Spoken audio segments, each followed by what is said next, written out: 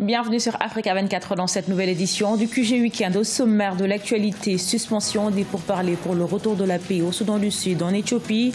L'organisation sous-régionale IGAD prévoit un nouveau round de négociations dans quelques semaines à Addis Abeba. Au Rwanda, 35 policiers sont une nouvelle fois licenciés pour corruption.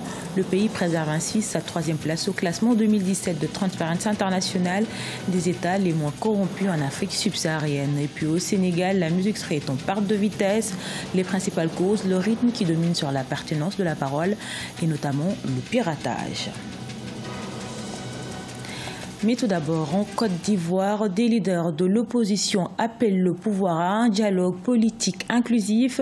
En prélude aux élections locales, ces discussions permettraient l'organisation de scrutins justes et transparentes, une réforme de la commission électorale et une révision transparente des listes électorales ainsi qu'un nouveau découpage électoral s'avèrent nécessaires selon les opposants.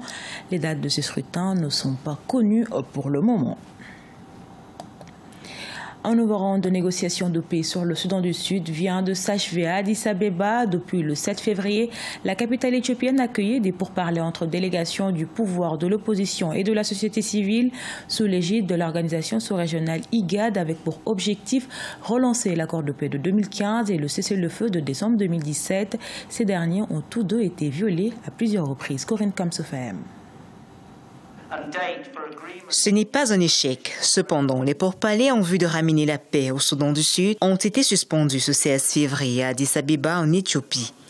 Il y aura donc une deuxième phase de ce forum tel que l'annonce l'autorité intergouvernementale pour le développement en abrégé IGAD. Aucune raison officielle n'a été donnée. L'IGAD a d'ailleurs félicité toutes les parties prenantes pour leur patience et dévouement. Même si la délégation de l'opposition dénonce une réticence du gouvernement de Salva Kiir à mettre en œuvre certaines dispositions de l'accord de paix, des partenaires internationaux incitent les parties à la poursuite du dialogue pour ces négociations dites de la dernière chance. Nous exhortons toutes les parties à prendre des mesures pour maintenir l'élan du processus et à s'abstenir de tout commentaire ou de toute action susceptible de rendre plus difficile le retour au dialogue. Nous exhortons les parties à convenir d'un arrangement négocié pour un gouvernement de transition inclusif qui reflète la diversité du Soudan du Sud. À mi-parcours de cette discussion, plusieurs points semblent ralentir les échanges sur la table des négociations. D'abord, le nombre des délégués pour chaque parti qui a été contesté par le gouvernement qui souhaitait être mieux représenté. Ensuite, le régime des sanctions qui n'exclut aucune partie. Et enfin, la parité dans le partage du pouvoir que réclame l'opposition. Le gouvernement de coalition est l'issue inévitable parce que tous les partenaires internationaux, qu'ils soient africains ou occidentaux, plébiscitent cette solution. Il faudrait que les acteurs soient habités par une certaine bonne foi qui leur permettra de mettre en œuvre tout ce qui est aujourd'hui mis sur la table comme format de solutionnement de cette crise. Il faudrait faire comprendre à l'ensemble des belligérants que le conflit a assez duré et qu'il ne leur est pas permis en réalité de continuer d'exiger un ensemble de concessions ou de faire durer les hostilités sur le territoire. Rappelons que ces pourparlers qui ont débuté le 5 février visent à revitaliser le cessez-le-feu signé entre les belligérants en décembre 2017 et violé à maintes reprises par les deux parties. Depuis 2013, le Soudan du Sud est traversé par une instabilité politico-sécuritaire. Le Togo pourra désormais produire ses propres médicaments, ceci grâce à Dopharma, une usine pharmaceutique de production de solutés intraveineuses. Cette unité est la première du genre en Afrique francophone et compte offrir de l'emploi à 300 jeunes Togolais. Reportage de notre correspondante MFA Kofi. Le complexe industriel pharmaceutique de Dopharma, inauguré ce 16 février à Aveta, une localité à 25 km de Lomé par le chef de l'État togolais. Ce complexe comporte 4 départements, la production, l'ingénierie, l'assurance qualité et le contrôle qualité. Il s'agit d'une usine spécialisée dans la fabrication des solutés intraveineux de haute qualité au Togo. Objectif, limiter la dépendance des importations et améliorer le système de santé au Togo. C'est vrai qu'avant Dopharma, il y avait deux petites usines qui produisaient à peine 1% des besoins nationaux. Je pense qu'avec Dopharma, nous allons progresser vers une meilleure maîtrise de nos produits de santé parce que le défi que nous avons, c'est la grande dépendance de nos pays de l'importation des médicaments. L'usine a une capacité de production annuelle de 18 à 20 millions de flacons de 500 ml, 250 et 100 ml à raison de 3000 flacons par heure. L'industrie pharmaceutique ambitionne employer plus de 300 jeunes Togolais. Nous cherchons à accroître la capacité du Togo dans le domaine de contrôle de qualité pharmaceutique par la mise à disposition d'un laboratoire physico-chimique et microbiologique avec des salles blanches et une technologie de haut niveau pour les analyses, ce qui permettra la coopération avec les universités du Togo et autres laboratoires, la création de recettes additionnelles pour le Togo, l'arrivée sur le marché d'un nouvel opérateur industriel qui participe à la diversification de l'économie togolaise. L'usine de production est le résultat du partenariat public-privé et remplit les normes de l'Organisation mondiale de la santé. Les solutés sont fabriquées en une seule opération automatisée et sont destinées au marché togolais et régional. Ils sont plus de 180 policiers à être licenciés par le gouvernement rwandais pour mauvaise conduite en 3 mois.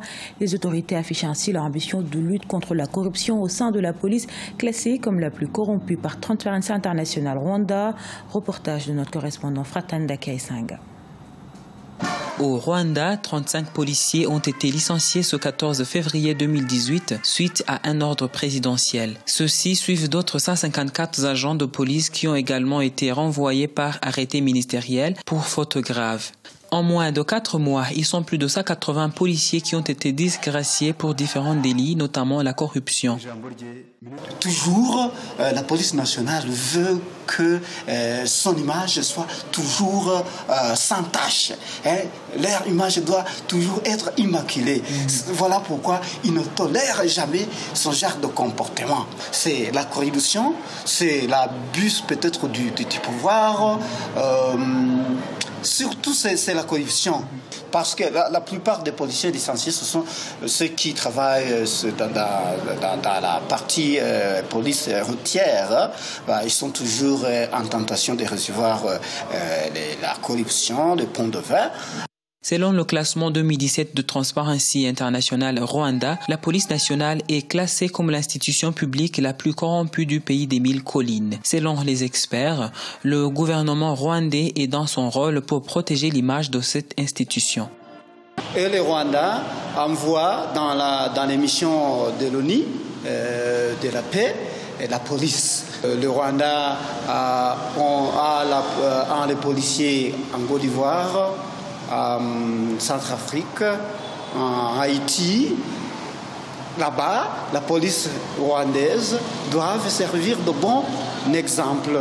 Outre le classement Transparency International, l'Office rwandais de gouvernance, dans son Citizen Report Card de 2017, a noté que 10% des Rwandais pensent que la police est le secteur où la corruption est la plus répandue. Rappelons que le Rwanda est classé 3e pays le moins corrompu en Afrique, selon le classement 2017 de Transparency International. La musique sénégalaise est-elle sur le point de perdre son lustre d'antan? Selon certains acteurs, la musique des années 80 donnait une plus grande importance à la pertinence des paroles. À ce manque d'inspiration s'ajoute le fléau de la piraterie qui engendre une perte de plus de 2 milliards de francs CFA à l'industrie musicale. Reportage de notre correspondant El Hadji Ndiaye. La musique sénégalaise n'est plus ce qu'elle était dans les années 80, une musique capable de conscientiser les Sénégalais des maux de la société, d'éduquer, mais surtout d'exporter la culture sénégalaise. Elle manque aujourd'hui de thèmes sensés, en plus du manque de repères. Le piratage, selon les acteurs, est l'une des principales causes de cette crise musicale, car non seulement elle appauvrit les artistes, mais elle les pousse à se décourager.